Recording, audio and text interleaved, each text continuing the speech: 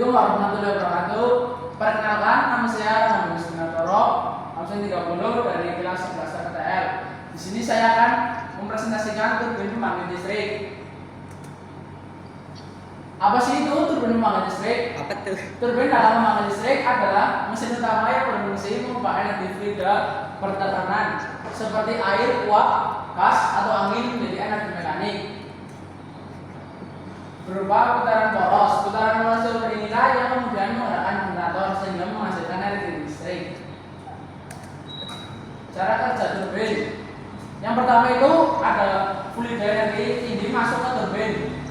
Fluida tersebut diarahkan dengan tekanan atau kecepatan tertentu melalui nozzle atau big fan sehingga energi fluida fokus tepat ke sudut turbin. Pada tahap ini terjadi peningkatan kecepatan fluida akibat penyempitan saluran, pengaturan arah fluida agar tepat mengenai blade.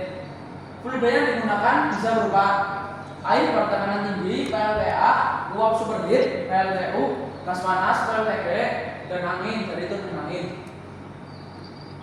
2. Fluida menabrak dan menggerakkan sudut. Ketika fluida mengenai sudut-sudut turbin, terjadi dua kemungkinan mekanisme. Pertama yaitu turbin impuls atau impuls turbin. Energi fluida berubah menjadi kecepatan melalui nozzle. Fluida yang sangat cepat menabrak sudut dan memberikan gaya impuls. Contoh, turbin Pelton, turbin gas tahap awal.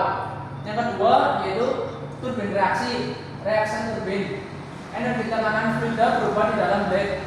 Fluida mengalami perbedaan tekanan sebelum dan sesudah melewati blade.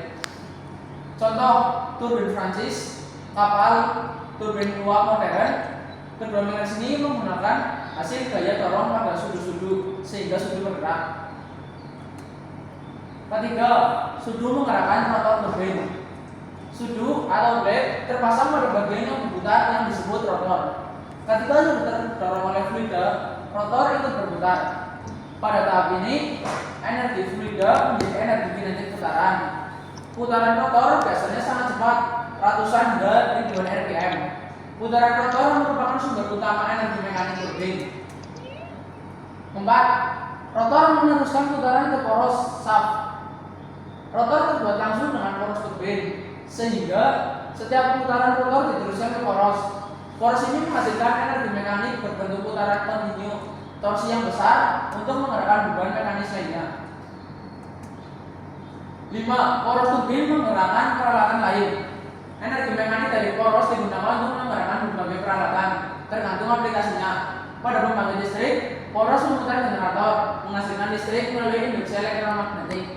Pada industri, 1. Menggerakkan pompa, 2. Menggerakkan kompresor, dan 3. Menggerakkan mesin produksi. Turbin menjadi penggerak utama dalam sistem konversi energi.